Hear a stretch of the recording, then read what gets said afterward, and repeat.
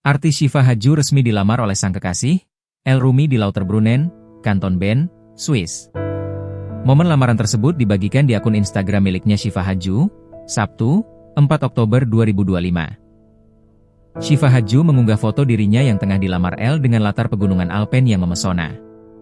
Mengetahui anaknya dilamar, Ibunda Syifa Hadju yang bernama Shendy Hadju menangis bahagia.